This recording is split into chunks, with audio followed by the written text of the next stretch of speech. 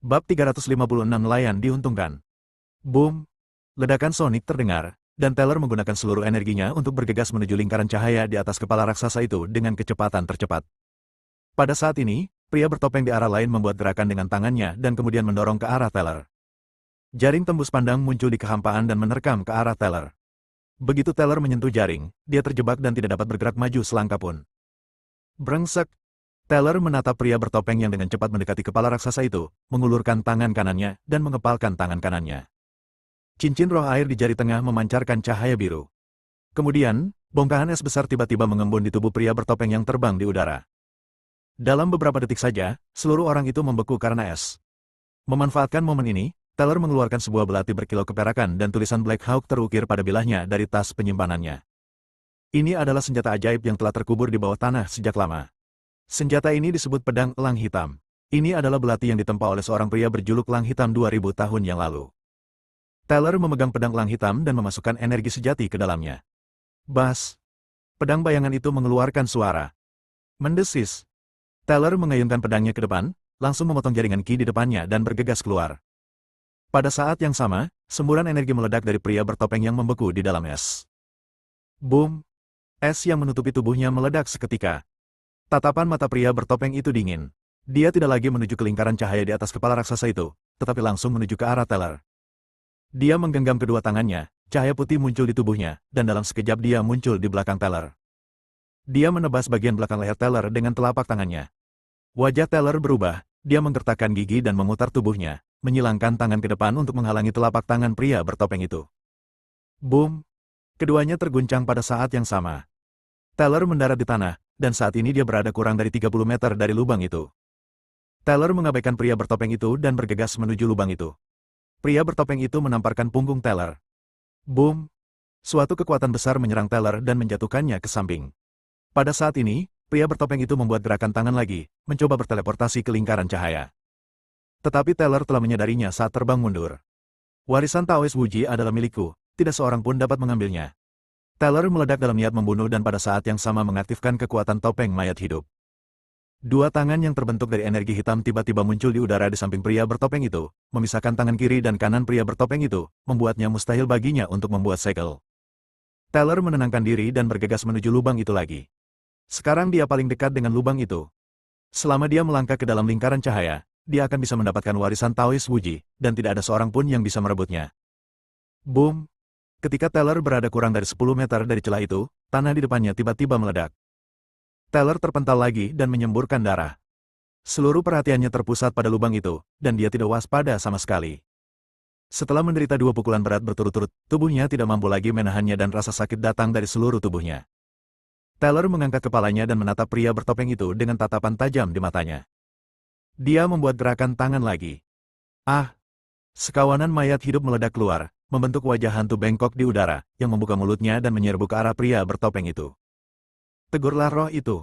Pria bertopeng itu menggenggam kedua tangannya dan aura yang sangat kuat keluar dari tubuhnya. Perisai pelindung berwarna terang menyebar keluar. Ketika wajah hantu itu menyentuh perisai, perisai itu langsung runtuh dan mengeluarkan serangkaian suara ratapan. Bagaimana mungkin? Melihat pemandangan ini, wajah Teller berubah drastis. Pria bertopeng itu melirik Teller. Pupil matanya yang berwarna abu-abu putih tidak menunjukkan fluktuasi apapun. Dia mengangkat telapak tangan kanannya lagi, menghadap Teller. Teller hanya merasakan suatu kekuatan besar mengunci tubuhnya, menekannya ke tanah. Pada saat ini, pria bertopeng itu bergegas menuju lubang itu. Teller menggertakkan giginya, orangnya meledak sepenuhnya, dan dia berusaha mati-matian untuk melepaskan diri dari ikatan itu. Pria bertopeng itu berada kurang dari 5 meter dari lubang itu. Jika dia terlambat 1 detik, dia akan memasuki lubang itu. Ah! Teller meraung marah, dan auranya meledak. Boom! Dia melepaskan diri dari ikatan pria bertopeng itu dan mengulurkan tangan kanannya untuk mengaktifkan cincin roh bumi. Ketika jarak ke lubang tinggal kurang dari 1 meter, batu di bawah kaki pria bertopeng itu tiba-tiba terangkat.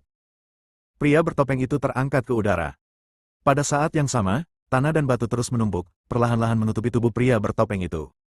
Anggota tubuh pria bertopeng itu tertahan oleh tanah dan batu bertekanan tinggi, dan dia tidak bisa bergerak. Di balik kain hitam, ekspresi pria bertopeng itu sangat terdistorsi. Karena tangannya tidak bisa digerakkan, dia hanya bisa menggunakan satu gerakan itu. Pria bertopeng itu membuka mulutnya, dan kain hitam di depannya langsung terbakar menjadi abu. Gelombang energi mengembun dari mulutnya. Kemudian, dia tiba-tiba menyemprot ke arah Teller yang berada sangat dekat dengan lubang itu. Boom! Teller merasakan bahaya. Kali ini dia memilih menghindar, kalau tidak dia benar-benar tidak akan sanggup menahannya. Pada saat ini, sebuah bola hitam pekat melayang keluar dari mulut pria bertopeng itu. Bas! Benda bulat itu memancarkan daya isap yang luar biasa kuat. Tanah dan bebatuan yang menutupi pria bertopeng itu tiba-tiba hancur berkeping-keping dan semuanya terhisap ke dalam bola hitam pekat itu. Anggota tubuh pria bertopeng itu terbebas. Dia menatap Teller, menangkupkan kedua tangannya, dan menggambar sebuah lingkaran di udara. Sebuah lingkaran hitam muncul di udara. Dari lingkaran hitam itu muncul beberapa ular berbisa yang ditutupi pola. Ular ini lebih besar dari ular piton biasa, dan mereka juga bisa terbang. Setelah keluar dari celah, mereka langsung menerkam ke arah Teller dengan kecepatan 7 kecepatan. Wajah Teller tampak sangat jelek. Dia melangkah mundur dan mengeluarkan senjata ajaib di tubuhnya. Pada saat ini, pria bertopeng itu bergegas menuju lubang itu. Teller menyaksikan kejadian ini dengan hati yang dipenuhi amarah dan keengganan, tetapi dia tidak bisa berbuat apa-apa. Kekuatan pria bertopeng itu juga melampaui ekspektasinya. Setiap teknik yang digunakannya adalah sesuatu yang belum pernah dilihat Teller sebelumnya. Mengapa? Mengapa orang-orang kuat seperti Dao Tian dan pria bertopeng muncul satu demi satu hari ini? Benar sekali, Dao Tian. Wajah Teller berubah dan dia melihat ke arah lubang itu. Pada saat ini, pria bertopeng itu telah bergegas ke depan lubang itu. Asal dia maju selangkah lagi, dia akan bisa memperoleh warisan. Pria bertopeng itu menyeringai, memperlihatkan senyuman yang menyeramkan dan jelek. Namun detik berikutnya, sebuah kaki muncul di depannya. Kakinya memakai sepatu, tetapi solnya telah meleleh seluruhnya, sehingga telapak kakinya terekspos. Boom! Pria bertopeng itu tidak dapat menghindar dan terkena pukulan keras di wajah, terlempar mundur seperti bola meriam. Terima kasih telah membiarkanku melihat pertunjukan yang bagus. Namun sayangnya, ada sesuatu yang tidak seperti itu, dan kamu tidak bisa memaksanya. Fang Yu berdiri di lingkaran cahaya dan tersenyum pada Teller yang sedang sibuk berurusan dengan ular berbisa. Melihat senyum sinis Fang Yu, mata Teller memerah dan suara geraman terdengar dari tenggorokannya. Dalam kehidupan ini, tujuannya adalah menjadi orang nomor satu di dunia bela diri Tiongkok dan menjadi yang tertinggi.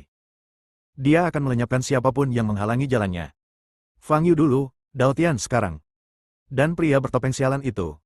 Dia pasti akan membalas rasa malu hari ini 10 kali lipat. Tetapi sekarang, tidak peduli betapa marah dan kesalnya dia hanya bisa melihat Fang Yu melangkah ke dalam lingkaran cahaya. Bas! Fang Yu berdiri di lingkaran cahaya, dan detik berikutnya, dia menghilang dari tempatnya. Pada saat yang sama, Teller dan pria bertopeng yang jatuh di kejauhan, keduanya memiliki cahaya putih yang terpancar dari tubuh mereka. Semua prajurit di Gunung Berapi Ketujuh diteleportasi kembali ke percabangan. Teller berdiri di tanah, menatap kepala raksasa yang bersinar di langit, sambil menggertakkan giginya. Dia tahu kali ini, dia benar-benar kalah. Warisan Taoist Wuji bukan miliknya di kehidupan sebelumnya, dan juga bukan miliknya di kehidupan ini. Hati Teller dipenuhi dengan kebencian, tetapi bagaimanapun juga, dia telah menjalani dua kehidupan, jadi dia cepat-cepat menenangkan diri. Dia melirik pria bertopeng di posisi lain dengan mata dingin. Setelah pertarungan dengan pria bertopeng, dia sekarang berada dalam kondisi fisik yang sangat buruk. Sekarang, dia harus meninggalkan tempat ini secepat mungkin. Jika tidak, jika pria bertopeng atau Dao Tian mengganggunya lagi, akibatnya akan mengerikan. Memikirkan hal ini, Teller menundukkan kepalanya, menyembunyikan napasnya, menggunakan keterampilan tubuhnya, dan segera meninggalkan tempat itu. Pria bertopeng itu hanya berdiri di sana, memancarkan aura dingin. Para prajurit di sekitarnya mundur satu demi satu, wajah mereka pucat dan hanya ketakutan di mata mereka. Wajah pria bertopeng itu saat ini sangat menakutkan mereka. Pipi yang dijahit dengan benang hitam tampak kering dan pucat. Karena tendangan Fang Yu, seluruh wajahnya cekung, yang mana sangat mengerikan. Pada saat ini, Roulan, yang juga diteleportasi keluar, melihat pria bertopeng terpisah dari kerumunan dan wajahnya berubah drastis. Gemi masih di tangan pria ini. Roulan melihat sekeliling dan melihat orang-orang dari Asosiasi Seni Bela Diri mengenakan jubah putih. Dia meletakkan Viva di tanah, berjalan cepat ke depan tim Asosiasi Seni Bela Diri, dan berkata dengan panik, tolong beri kami keadilan. Kami diserang oleh orang itu saat mendaki gunung berapi, dan orang itu juga menculik adik perempuanku. Tim prajurit ini dikirim oleh Persatuan Seni Bela Diri Pusat. Yang memimpin kelompok itu adalah Nifer, wakil presiden Asosiasi Seni Bela Diri. Nifer melihat wajah Roulan pucat dan matanya merah, dan sepertinya dia tidak berpura-pura. Sebagai Asosiasi Seni Bela Diri, mereka seharusnya memberikan keadilan bagi seniman bela diri yang lebih lemah. Siapa yang melakukannya? Nifer bertanya sambil mengerutkan kening. Itu dia, adik perempuanku masih di tangannya, kata Roulan sambil menunjuk ke arah pria bertopeng yang tidak jauh dari situ. Tampaknya dia mendengar kata-kata Roulan. Pria bertopeng yang tadinya tidak bergerak, tiba-tiba berbalik dan membuka mulutnya yang dijahit dengan garis-garis hitam, menatap Rowland dengan senyuman yang sangat menakutkan. Bab 357, Klon Iblis. Warisan itu berada tepat di depannya, tetapi ditendang oleh Fang Yu.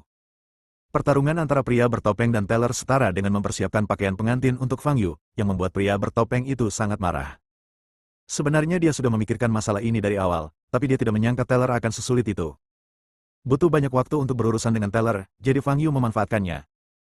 Saat pria bertopeng itu memikirkan warisan tertinggi yang mungkin ada di lingkaran cahaya, dia memancarkan aura pembunuh. Tinggal selangkah lagi. Tinggal selangkah lagi. Pada saat ini, dia mendengar percakapan antara Rowland dan Nifer tidak jauh. Ini mengingatkannya pada gemi yang pernah ditangkapnya sebelumnya. Tubuh spiritual penuh ini, yang jarang terlihat dalam satu abad, merupakan kejutan yang tak terduga baginya. Memperoleh tubuh spiritual yang lengkap berarti rencananya untuk memurnikan klon manusia, yang telah lama ia simpan, kini dapat dimulai secara resmi. Menggunakan seluruh tubuh roh sebagai wadah, klon manusiawi akan menjadi yang terkuat di antara semua klonnya. Ini adalah sesuatu yang membahagiakan. Namun permusuhan di hati pria bertopeng itu masih belum bisa dihilangkan. Dia ingin membunuh seseorang. Pada saat ini, percakapan antara Rowland dan Nifer baru saja membangkitkan niat membunuhnya. Ah! Melihat wajah menakutkan dan senyum aneh pria bertopeng itu, Rowland sangat ketakutan hingga dia berteriak dan hampir jatuh ke tanah. Bukan hanya dia saja, tetapi juga sekelompok seniman bela diri dari Asosiasi Seni Bela Diri di belakangnya juga ketakutan dan wajah mereka berubah. Wajah pria bertopeng itu saat ini sungguh mengerikan. Awalnya wajahnya dijahit dengan benang hitam, dan kulitnya tidak rata dan layu. Sekarang seluruh wajahnya cekung dan dia semakin mirip monster. Pada saat yang sama, ia memancarkan aura dingin yang membuat takut para prajurit di sekitarnya. Nifer memandang pria bertopeng itu dan merasa sedikit gelisah. Namun saat dia melihat Rowland yang menggigil dan tampak menyedihkan, dia menegakkan dadanya lagi. Sebagai salah satu wakil presiden Asosiasi Seni Bela Diri Wilayah Tengah, bagaimana dia bisa menunjukkan kelemahan? Terlebih lagi, ia diikuti oleh 2 Grandmaster dan 4 Half Grandmaster. Hanya ada satu orang di sisi lain. Memikirkan hal ini, Nifer menarik napas dalam-dalam, melangkah maju, dan berdiri di depan Rowland. Aku dengar dari gadis ini bahwa adik perempuannya diculik. Nifer bertanya dengan suara berat. Pria bertopeng itu menatap Nifer, tidak ada fluktuasi di mata abu-abunya, dan tidak menjawab pertanyaan itu. Pada saat ini, banyak prajurit juga memperhatikan situasi di sini dan melihat kedua pihak yang berkonfrontasi. Melihat pria bertopeng itu tidak mengatakan apa-apa, Nifer maju 2 langkah. Saya Nifer, Wakil Presiden Asosiasi Seni Bela Diri Wilayah Tengah. Pria bertopeng itu masih tidak berbicara. Presiden Tian, adik perempuanku ada di tangannya. Kau harus membantuku. Adik perempuanku berusia kurang dari 8 tahun. Kata Rowland dengan suara gemetar. Baca bab terbaru dan tercepat, ikuti. Kurang dari 8 tahun. Wajah Nifer berubah. Usia ini sungguh terlalu muda. Mengapa kau membawa anak kecil ke tempat seperti ini? Nifer menoleh dan bertanya pada Rowland sambil mengerutkan kening. Adik perempuanku berbeda dari anak-anak pada umumnya, dia. Rowland ragu-ragu, tidak tahu apakah dia harus memberitahu Gemi tentang bakatnya yang luar biasa dalam seni bela diri. Wakil Presiden, sekarang bukan saatnya untuk membahas masalah ini. Mari kita selamatkan orang itu terlebih dahulu. Dia baru berusia 8 tahun. Jelas bahwa orang itu bukan orang baik. Pada saat ini, seorang guru melangkah maju dan berkata kepada Nifer. Nifer mengangguk, menatap Rowland, dan berkata, jangan khawatir, Nona. Tujuan perkumpulan seni bela diri kita adalah untuk menjaga ketertiban dunia seni bela diri. Jika orang ini benar-benar melakukan sesuatu yang melanggar aturan, tentu saja kita akan membantu mencari keadilan dan menyelamatkan adik perempuan kita. Setelah berkata demikian, Nifer berbalik dan menatap pria bertopeng itu lagi dengan ekspresi tidak bersahabat. Menindas wanita dan menculik anak-anak merupakan perilaku tercela. Saya akan bertanya sekali lagi, apakah kamu pernah melakukan hal seperti itu? Jika kamu tetap diam, jangan salahkan kami karena bersikap kasar, kata Nifer dengan suara yang dalam. Benar sekali, kalian macam apa yang dimiliki penculikan dan penjualan anak-anak? Melakukan hal seperti itu sama sekali tidak pantas bagi seorang pejuang. Apa maksudmu kau tidak layak menjadi seorang prajurit? Kau tidak layak menjadi seorang pria. Banyak penonton yang mengetahui apa yang telah terjadi, melihat ketampanan Rowland, mulai mencela dia dengan marah. Pada saat ini, Livia di antara kerumunan juga memperhatikan situasi di sini. Bukankah ini seseorang yang dikenal Fang Yu? Apa yang terjadi? Livia maju dan sampai di depan. Menghadapi kecaman orang banyak, pria bertopeng itu tiba-tiba tertawa serak dan melengking. Dalam pandangannya, gerombolan pendekar di hadapannya yang tengah menegakkan keadilan itu ibarat segerombolan semut yang berkumpul membentuk bola. Kecil dan tidak mengancam. Dulu, ia merasa menjulurkan kaki untuk menginjaknya saja merupakan hal yang buang-buang tenaga dan tidak perlu. Namun sekarang, setelah gagal dalam perjuangannya untuk mendapatkan warisan, ia membutuhkan semut-semut seperti itu untuk melampiaskan amarahnya. Melihat lelaki berpenampilan aneh itu tertawa keras ke arah langit, semua prajurit tampak tidak bersahabat. Terlalu sombong. Ya, gadis itu memang ada di tanganku. Lalu kenapa? Setelah pria bertopeng itu selesai tertawa, dia menatap Nifer dan berkata. Suaranya tidak enak didengar, tetapi mengandung hawa dingin yang amat sangat, yang membuat hati orang bergetar. Nifer menggertakkan giginya dan bertanya, siapa dia? Siapa namanya? Pria bertopeng itu melangkah maju dengan ringan dan berkata, aku tidak punya nama, tapi kau bisa memanggilku. Dimendau. Cara setan. Apa nama ini? Ekspresi Nifer sedikit berubah. Pada saat ini, modal sudah berjalan menuju Nifer. Napas yang menyesakkan keluar dari tubuhnya, meliputi area seluas beberapa ratus meter. Ratusan prajurit yang hadir merasakan aura ini dan wajah mereka berubah. Jantung Nifer berdebar kencang, tetapi dia tetap berteriak, waspadalah. Serang bersama. 6 pria di belakangnya segera melangkah maju, berdiri di samping Nifer, dan membentuk formasi pertempuran. Setelah melangkah ke dalam celah itu, Fang Yu memasuki ruang baru. Apa yang tampak dalam pandangannya adalah pedesaan yang hijau. Pedesaan ditanami berbagai bunga dan buah-buahan, dan penuh vitalitas. Fang Yu berdiri di bawah pohon apel, dengan rumput hijau dan lembut di bawah kakinya. Matahari bersinar tinggi di langit, dan di kejauhan Anda dapat melihat pegunungan dan air terjun yang diselimuti awan. Pemandangan seperti ini dapat dikatakan sebagai lingkungan yang paling diinginkan Fang Yu. Dia pernah membuat pemandangan serupa di rumahnya di ibu kota, namun tidak ada satupun yang sesempurna yang ada sebelumnya. Aku tidak menyangka kalau Taoist Wuji dan aku berasal dari jalan yang sama, kata Fang Yu dengan penuh emosi.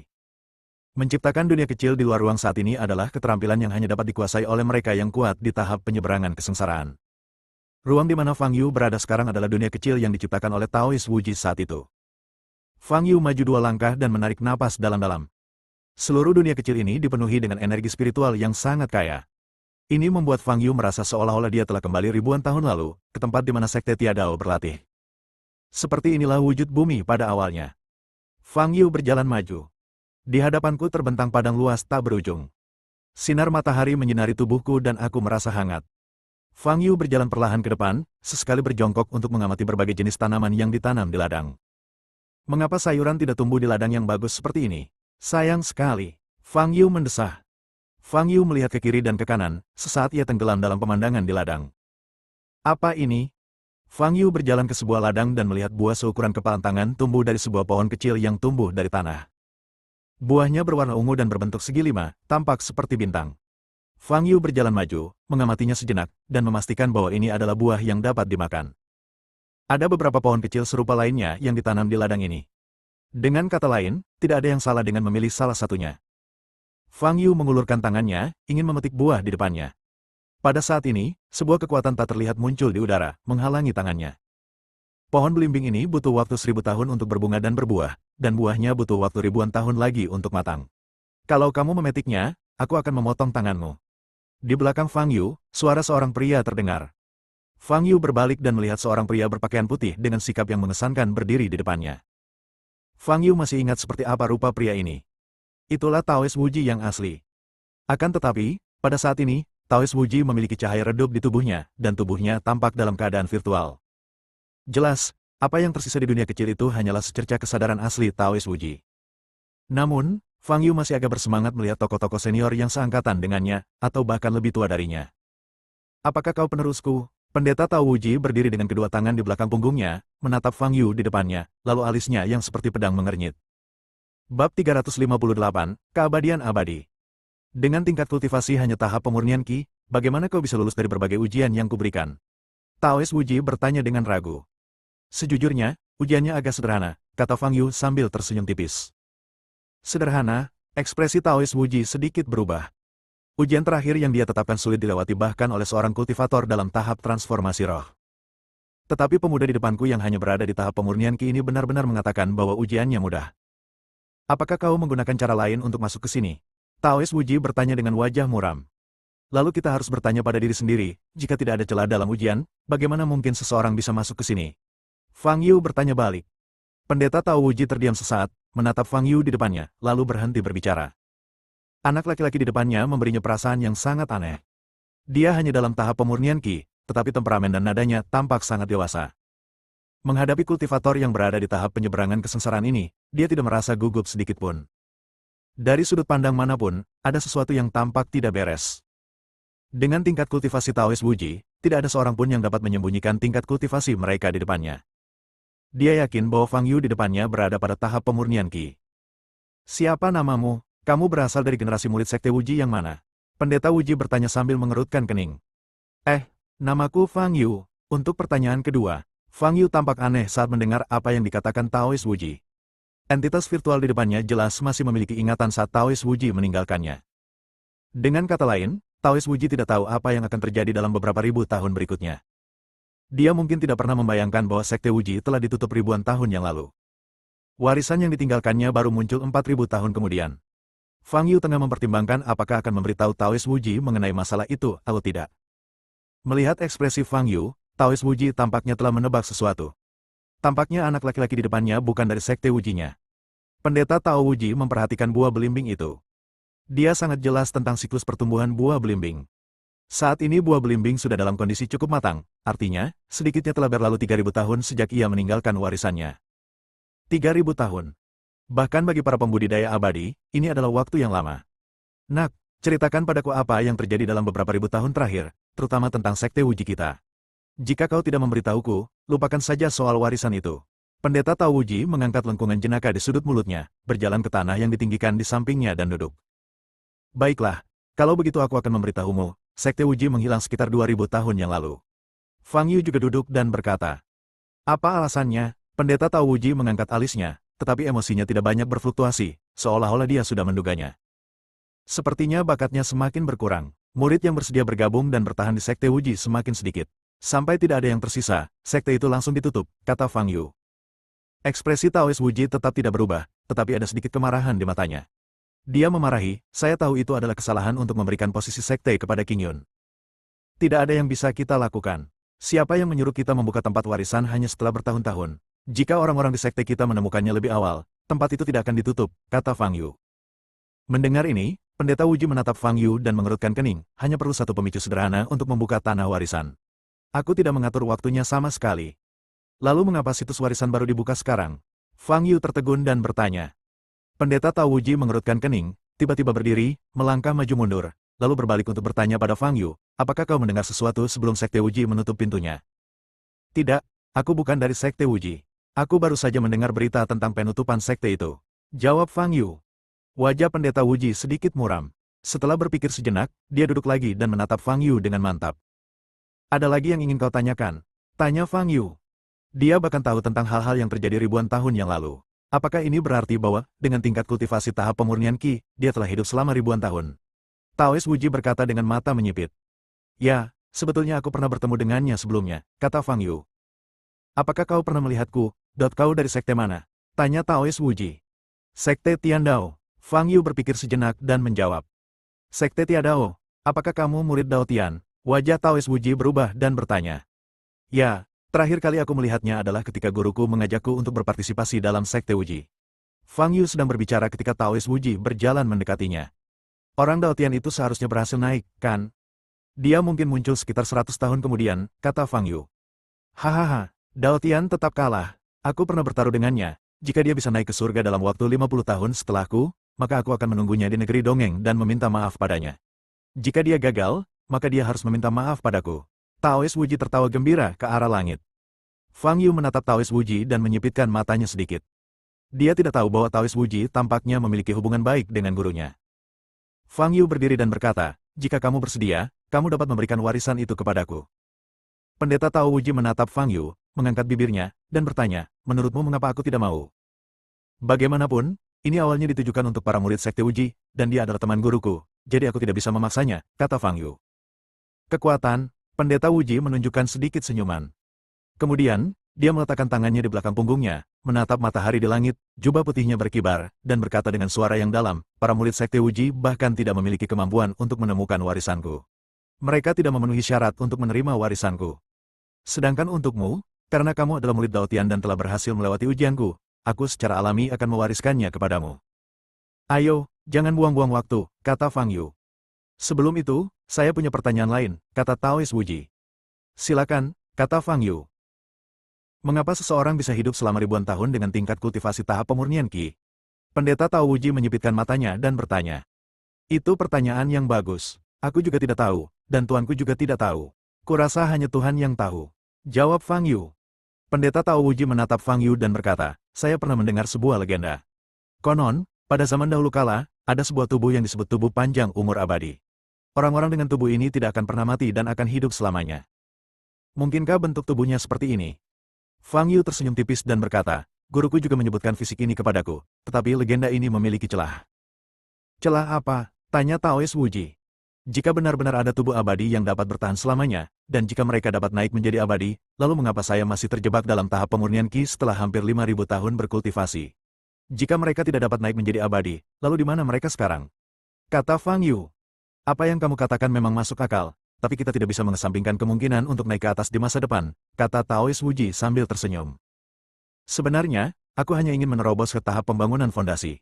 Aku tidak pernah berpikir untuk naik ke alam abadi. Fang Yu berkata sambil tersenyum masam, bahkan jika aku harus berlatih 10.000 level di tahap pembangunan fondasi sebelum aku bisa menerobos ke tahap pembentukan inti, aku akan menerimanya. Itu lebih baik daripada tidak pernah melihat harapan untuk meningkatkan alamku. Tidak buruk. Pendeta Tao Wuji merenung dan mengangguk. Kemudian dia mengerutkan kening lagi dan berkata, sebenarnya ada kemungkinan lain. Pernahkah kamu memikirkannya? Dia hanya mengucapkan setengah kalimat dan kemudian Taois Wuji menutup mulutnya lagi. Dia menggelengkan kepalanya dan berkata, lupakan saja. Aku akan memikirkannya nanti. Tidak ada gunanya berspekulasi sekarang. Sekarang, saya akan secara resmi menyerahkan warisan yang saya tinggalkan. Begitu dia selesai berbicara, cahaya putih muncul di tubuh Taois Wuji. Setelah aku mewariskan warisan, tubuh virtualku akan menghilang. Jika ada pertanyaan, silakan tanyakan sekarang. Fang Yu berdiri di depan pendeta Tao Wuji, berpikir sejenak, lalu bertanya, bolehkah aku memetik buah belimbing? Pokoknya, setelah warisan ini diwariskan kepadaku, tidak akan ada seorang pun yang tersisa di dunia kecil ini. Ekspresi Taois Wuji membeku sesaat, lalu dia tersenyum dan berkata, bagaimana Dao Tian bisa memiliki murid seperti itu? Baiklah. Kamu boleh makan buah belimbing, tapi jangan makan yang lain. Diriku yang sebenarnya mungkin akan kembali ke sini suatu hari nanti. Setelah mengatakan ini, wajah Taois Wuji menjadi lurus dan dia menutup matanya. Bas! Seluruh tubuh virtual Taois Wuji berubah menjadi sinar cahaya dan tenggelam ke tubuh Fang Yu. Bab 359, Ketakutan Luar Biasa. Fang Yu pertama kali merasakan arus hangat mengalir melalui meridiannya. Hanya dalam belasan detik, arus itu mengalir melalui meridian seluruh tubuhnya dan akhirnya menyatu ke dalam dantiannya. Ini adalah energi spiritual yang sangat murni, yang tidak perlu disempurnakan untuk kedua kalinya. Pada saat yang sama, Fang Yu tidak perlu beroperasi secara mandiri. Inilah warisan yang ditinggalkan oleh makhluk agung di tahap penyeberangan kesengsaraan, yang membuat penerima warisan merasa cukup nyaman. Saat energi spiritual mengalir ke dantian Fang Yu, wilayah Fang Yu mulai menerobos lapis demi lapis. 1 lantai, 2 lantai, 3 lantai. Terobosan 15 level. Alam Fang Yu telah mencapai level 9.980 dari tahap pemurnian Qi.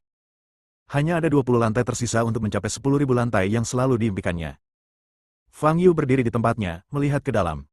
Dia menyelidiki kesadaran spiritualnya ke dalam dantiannya dan mampu melihat lautan emas yang tak berujung. Lautan ini adalah energi spiritual yang terkandung dalam tubuhnya sekarang. Ketika Fang Yu menarik diri dari dantian, dia bisa melihat naga emas kecil itu masih berputar-putar, tetapi kecepatannya telah meningkat pesat. Masih ada 20 lantai yang harus dilewati. Fang Yu berdiri di tempatnya, mengepalkan tangannya, dan tampak bertekad. 2 detik kemudian, sebuah pesan tiba-tiba muncul di otaknya. Metode hati tak terbatas. Metode mental unik Taois Wuji langsung memasuki lautan kesadaran Fang Yu. Metode mental ini dapat membantu para kultivator memperoleh hasil 2 kali lipat dengan setengah usaha dalam kultivasi mereka. Ini adalah harta yang tak ternilai. Jika disebarkan ke dunia luar, mungkin akan memicu perebutan berdarah untuk merebutnya. Namun bagi Fang Yu, pengaruhnya tidak banyak. Baginya sekarang, metode mental apapun yang dimilikinya, itu tidak ada gunanya. Mengandalkan metode mental saja untuk menyerap energi spiritual di bumi tidak lagi mampu memenuhi kebutuhannya untuk melakukan terobosan. Setelah memperoleh keterampilan kultivasi dan mental, Fang Yu berbalik dan menatap ladang di depannya dengan mata berbinar. Dia pasti akan memetik 1 atau 2 buah belimbing, dan dia juga bisa mengambil beberapa hal lainnya. Bagaimanapun, sangat tidak mungkin Taois Wuji akan kembali ke sini, dan bahkan jika dia kembali, dia tidak akan tahu siapa yang melakukannya. Pegunungan Flaming, dataran datar sebelum percabangan. Nifer dan ke-6 anak buahnya dengan tegas menyerang pria bertopeng yang mengaku sebagai iblis. Nifer sendiri adalah seorang seniman bela diri di puncak level Grandmaster, dan dengan bawahannya, kekuatan tempurnya tidak lemah. 3 Grandmaster dan 4 Grandmaster setengah langkah. 4 orang Master setengah langkah, bersenjata lengkap, melancarkan serangan terhadap para iblis dari 4 arah. Ketiga guru besar mengerahkan tenaga dalam mereka dan bersama-sama menyerang jalan jahat. Setan itu berdiri di tempatnya, mata abu-abunya tenang. Dalam beberapa detik, 4 master setengah langkah bergegas ke sisi Modao, mengangkat pedang di tangan mereka, dan menikam Modao. Setan itu bahkan belum menoleh, tiba-tiba semburan kekuatan meledak dari tubuhnya. Boom! Dalam sekejap, keempat pendekar setengah langkah yang menghampirinya terpental, darah berceceran dan teriakan pun terdengar. Telapak petir. Nifer dan 2 master lainnya bersama-sama menghancurkan penjahat itu. Boom! Kekuatan serangan gabungan ketiga jagoan itu tidak bisa diremehkan. Lokasi tempat jalan ajaib itu berada meledak dengan keras, dan asap serta debu mengepul kemana-mana. Baca bab terbaru dan tercepat, ikuti. Pada saat yang sama, gelombang udara menyebar ke segala arah, memengaruhi prajurit di sekitarnya. Nifer menatap lekat-lekat ke area penuh asap di depannya, tanpa sedikit pun tanda-tanda relaksasi di wajahnya. Meskipun serangan ini mengenai iblis itu secara langsung, dia merasa serangan itu hanya memberi sedikit pengaruh. Benar saja, setelah asap dan debu sedikit menghilang, Nifer melihat sosok Modao, masih berdiri di sana, tanpa bergerak sedikit pun. Bagaimana itu mungkin? Nifer merasa ngeri. Bahkan seorang master bela diri akan menderita cedera serius jika ia dihantam langsung oleh kekuatan gabungan 3 Grandmaster. Tetapi jalur ajaib tidak terpengaruh sama sekali. Kalian terlalu lemah. Suara serak iblis itu mencapai telinga setiap prajurit yang hadir. Jangan hanya berdiri di sana, teruslah menyerang. Nifer berteriak kepada para prajurit pucat di kedua sisi. Guru Nifer pernah mengatakan kepadanya bahwa hal yang paling tabu ketika bertarung dengan orang lain adalah rasa takut. Begitu pertarungan dimulai, emosi ketakutan hanya akan menahan Anda. Tidak peduli seberapa kuat lawanmu, kamu harus teguh dalam tekadmu. Hanya dengan cara ini kamu bisa memiliki harapan untuk mengalahkan yang kuat dengan yang lemah. Jika tidak, satu-satunya jalan keluar adalah kegagalan. Atas perintah Nifer, 2 anak buahnya menepuk-nepuk tas penyimpanan mereka, mencoba mengeluarkan senjata ajaib itu dari mereka. Tetapi pada saat itu, iblis itu tiba-tiba mengulurkan tangan kanannya. Wuss! Suatu kekuatan yang tak tertahankan muncul di udara. Retakan! 2 suara renyah yang tumpang tindih terdengar di samping Nifer. Ah! Pada saat ini, Roulan dan para prajurit di sekitarnya berteriak bersama. Nifer menelan ludahnya, menoleh, dan melihat penampilan kedua bawahannya saat ini. Jantungnya tiba-tiba bergetar. Kepala dan tubuh mereka dipisahkan. Kepala mereka melayang di atas leher mereka, mata mereka terbuka lebar karena ketakutan. Darah muncrat dari leher yang patah dan menetes ke tanah. Melihat pemandangan ini dari dekat, Nifer merasa kedinginan di sekujur tubuh, seolah-olah tubuh dan jiwanya terpisah. Para prajurit di sekitar mereka semua menjadi pucat dan mundur bersama-sama. Pria yang tampak seperti monster ini sungguh kejam. Yang paling ingin kulihat adalah ketakutan di wajah kalian, kata Modao, dan telapak tangan kanannya bergerak sedikit. Retakan! Suara renyah lainnya. Kedua mayat itu kepala dan badannya terpisah dan anggota tubuhnya juga patah. Kedua tuan ini terpotong-potong sepenuhnya di udara. Bau darah menyebar. Roulan yang berada di belakang merasa lemas dan terjatuh ke tanah. Pada saat ini, Nifer terpaku di tempat, tidak dapat mengucapkan sepatah kata pun. Keadilan. Orang-orang lebih suka memilih untuk berpihak pada keadilan. Tapi kamu seharusnya menyesalinya sekarang, kan? Modao menatap Nifer, wajahnya cekung dan mencibir. Nifer tersadar kembali dan seluruh tubuhnya menggigil. Dia menatap iblis di depannya dengan hanya ketakutan di matanya. Engah! Nifer berlutut di tanah dan berkata dengan suara gemetar, tolong biarkan aku hidup, aku benar-benar tidak tahu. Sang penyihir mengangkat jarinya ke atas, dan Nifer melayang di udara. Seolah-olah ada tangan tak kasat mata yang mencubit leher Nifer, menyebabkan urat-urat darah mengalir di seluruh wajah Nifer dan dia merasakan sakit yang luar biasa. Di sini banyak sekali orangnya, kenapa kamu tidak minta tolong saja sama mereka dan bekerja sama untuk menyelamatkan nyawa seseorang? Ucap setan itu dengan nada bercanda. Nifer berjuang mati-matian, menoleh dengan susah payah untuk melihat para prajurit di sekitarnya, matanya penuh dengan permohonan. Di antara kelompok pendekar ini, banyak di antara mereka yang baru saja bersama-sama mencela jalan jahat. Tetapi pada saat ini, ketika mereka bertemu pandang dengan Nifer, para prajurit itu langsung mundur satu demi satu, takut kalau mereka akan terlibat. Banyak prajurit sudah melarikan diri. Setan ini nampak seperti seorang pembudidaya jahat. Para pembudidaya jahat tidak masuk akal. Jika Anda terlibat, hidup Anda akan dalam bahaya. Sebagian besar prajurit yang hadir telah menghabiskan banyak energi mereka setelah mendaki gunung berapi tersebut. Setelah menyaksikan metode kejam para iblis, tidak ada seorang pun yang berani mengambil tindakan. Bahkan Wuzun pun dipenuhi rasa takut saat ini. Tak seorang pun ingin mati. Mata Nifer penuh dengan keputusasaan. Dia menyesalinya. Kalau dia tahu lawannya begitu tangguh, dia tidak akan pernah berdiri. Biarkan dia pergi. Pada saat ini, Roulan memegang pedang panjang dan berbicara dengan suara gemetar. Dialah yang meminta bantuan Nifer, yang membuat Nifer berada dalam situasi putus asa. Hati nuraninya menang atas rasa takutnya. Apapun yang terjadi, dia harus bangkit. Di tengah kerumunan, Livia melihat pemandangan ini dan hatinya hancur. Bagaimana dia berdiri? Setan ini benar-benar akan membunuhnya. Fang Yu, kemana dia pergi? Kenapa dia belum muncul juga? Livia sangat cemas. Sedikit lebih kuat dari yang lain. Modao memandang Roulan dan berkata, "Lepaskan adik perempuanku. Lepaskan Presiden Tian," teriak Roulan dengan air mata di matanya. Meletakkan, jari kanan iblis itu bergerak sedikit. Ah! Lengan kanan Nifer patah total dan dia menjerit melengking. Melihat pemandangan ini, Roulan gemetar seluruh tubuhnya. Ketakutan yang besar membuatnya tidak mampu memegang pedang di tangannya. Di belakang, Viva, yang telah terbaring di tanah dengan luka serius, memaksakan diri untuk berdiri. Ketika dia melihat pemandangan ini, matanya merah dan wajahnya penuh keputusasaan. Jari-jari iblis itu bergerak lagi. Roulan juga melayang ke udara dengan ekspresi kesakitan yang luar biasa. Adik perempuanmu akan kuperbaiki menjadi klon manusia, dan akan menjadi tak terkalahkan di dunia mulai sekarang. Sayang sekali kau tidak bisa melihat pemandangan ini. Modao berkata dengan suara dingin, mengerahkan sedikit tenaga dengan tangan kanannya. Wajah Roulan berubah menjadi biru dan ungu dan dia memutar matanya. Tulang lehernya yang rapuh hampir patah. Boom! Pada saat ini, sebuah sosok tiba-tiba melintas di atas kepala Modao. Sosok itu dengan cepat bergerak turun dan menginjak kepala iblis itu. Bab 360, siapa mereka? Boom! Terdengar suara ledakan keras, dan kerikil berterbangan kemana-mana di mana jalan ajaib itu berada. Pada saat yang sama, kekuatan tak terlihat yang mengikat Roulan dan Nifer menghilang. Roulan dan Nifer jatuh ke tanah bersama-sama. Perubahan yang tiba-tiba itu membuat para prajurit di sekitarnya ketakutan. Setelah melihat cara-cara yang dilakukan oleh iblis, adakah yang berani mengambil tindakan terhadapnya? Siapa yang begitu berani? Para prajurit menatap area yang tertutup asap dan debu. Asap dan debu berangsur-angsur menghilang, dan sebuah lubang besar muncul di tanah. Sosok itu berdiri di depan lubang itu, mengenakan jubah berwarna terang dengan banyak lubang di atasnya. Orang ini memiliki wajah yang sangat biasa dan tampak berusia sekitar 30 atau 40 tahun. Pada saat ini, dia memegang buah ungu seukuran telapak tangan dan memakannya sedikit demi sedikit, dengan ekspresi puas yang santai di wajahnya. Pakaian orang ini mirip dengan orang yang meledakkan raksasa di udara tadi. Seorang prajurit mengenali pakaian Fang Yu dan bergumam. Mendengar kata-kata ini, wajah para prajurit di sekitarnya berubah dan mata mereka terfokus pada Fang Yu. Inilah orang yang meledakkan monster besar itu. Dan sekarang, dia mengambil tindakan melawan roh jahat yang sangat menakutkan. Siapa dia? Sambil memakan buah belimbing, Fang Yu menatap Modao di dalam lubang di depannya yang telah diinjaknya ke dalam tanah.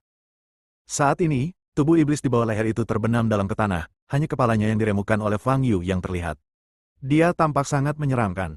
Kalau manusia biasa dipukul seperti ini, pasti dia sudah lama mati. Tetapi iblis di depannya tidak akan mati begitu saja.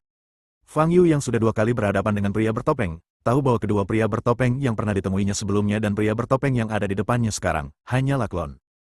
Generasi pertama klon jenis ini jelas dikembangkan dari boneka, dan komponen utama tubuh mereka sangat berbeda dari tubuh manusia sungguhan. Bagian penting yang jelas seperti kepala dan jantung pasti telah dibuang. Fang Yu berspekulasi bahwa klon ini bahkan tidak memiliki kesadaran independen dan sepenuhnya dikendalikan oleh tubuh aslinya. Oleh karena itu, meskipun kepala iblis itu dipenggal, ia masih dapat bergerak bebas. Fang Yu memasukkan satu-satunya potongan buah belimbing yang tersisa ke dalam mulutnya dengan ekspresi puas.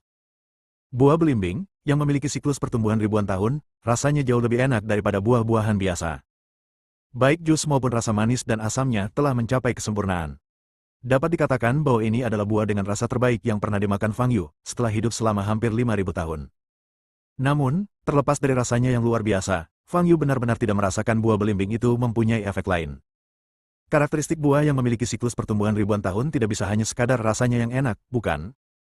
Untungnya, aku memetik 2 lagi. Aku akan kembali dan mempelajarinya dengan saksama untuk melihat apakah aku bisa menanam beberapa pohon buah sendiri. Fang Yu berpikir dalam hati. Hahaha. Tepat saat Fang Yu tengah menikmati buah belimbing itu, iblis yang terbenam dalam tanah tiba-tiba tertawa terbahak-bahak. Tawa yang serak dan melengking itu mengandung kemarahan tak berujung dan niat membunuh. Fang Yu menyerangnya secara diam-diam 2 kali berturut-turut. Yang pertama menendang wajahnya dengan keras hingga penyok, dan yang kedua langsung menghancurkan kepalanya. Baginya, ini adalah penghinaan yang paling besar. Tidak hanya itu, Fang Yu juga merampas warisan yang begitu dekat dengannya.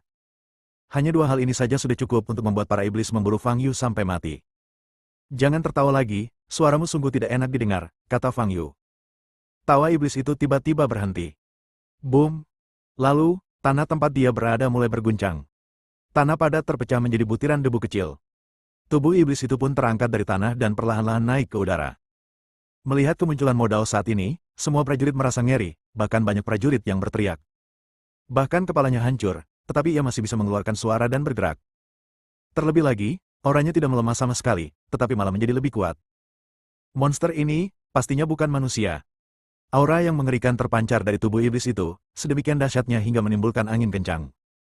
Aku ingat siapa dia. Suara iblis itu terdengar dari udara dan mencapai telinga semua orang. Kupikir aku sudah mengetahuinya sejak lama, kata Fang Yu. Aku khawatir kamu masih belum tahu siapa aku, kata Modao dengan nada dingin. Aku tidak peduli apapun itu. Aku hanya tidak menyukainya. Fang Yu mengangkat sudut mulutnya dan tersenyum. Senyum sarkastis ini benar-benar menyulut kemarahan dalam hati Modao. Hari ini, aku harus membunuh. Setan itu meraung marah dan menekan tangannya ke bawah. Sebuah kekuatan besar muncul di udara dan menghantam Fang Yu. Boom! Tanah dalam radius puluhan meter, termasuk Fang Yu, runtuh seketika. Tetapi Fang Yu tidak terpengaruh sama sekali dan menendang kakinya. Boom! Tanah tiba-tiba terbelah, dan Fang Yu terlempar, langsung menuju Modao. Setan itu menggenggam kedua tangannya, lalu tiba-tiba merentangkannya ke depan dan menariknya terbuka. Sebuah lubang gelap terbuka di langit yang kosong. 6 ular berbisa hitam pekat terbang keluar dan menerkam Fang Yu. Trik yang sama lagi, tapi sayang sekali aku bukan teller. Fang Yu tersenyum dingin, cahaya kemasan melintas di tubuhnya, dan dia mengabaikan ular berbisa yang terbang ke arahnya. 6 ular sebesar ular piton tetapi sangat berbisa langsung melilit tubuh Fang Yu. Mereka melilit Fang Yu dengan erat, dan kekuatan sebesar ini saja sudah cukup untuk mencekik seorang prajurit biasa hingga mati. Tetapi dalam kasus Fang Yu, tidak peduli seberapa keras mereka berusaha, mereka tidak dapat melakukannya. Fang Yu mengabaikan ular-ular berbisa ini dan terus menyerbu menuju Modao. Ular-ular berbisa yang melilit Fang Yu membuka mulut mereka, memperlihatkan taring mereka, dan menggigit kulit Fang Yu di berbagai tempat. Taringnya yang ramping dan tajam meneteskan racun paling mematikan di dunia. Satu tetes racun yang ditembakkan dari taring ini saja sudah cukup untuk membunuh puluhan ribu orang jika tercampur ke dalam sungai. Retakan. Saat taring itu menyentuh kulit Fang Yu, taring ramping dan tajam itu patah sekaligus. Racun pada taringnya menyentuh kulit Fang Yu, dan dengan suara mendesis, racun itu langsung menguap menjadi gas putih dan menghilang ke udara. Melihat pemandangan ini, hati Modao terguncang, dan dia segera mengaktifkan keterampilan tubuhnya dan berteleportasi puluhan meter jauhnya untuk menghindari Fang Yu.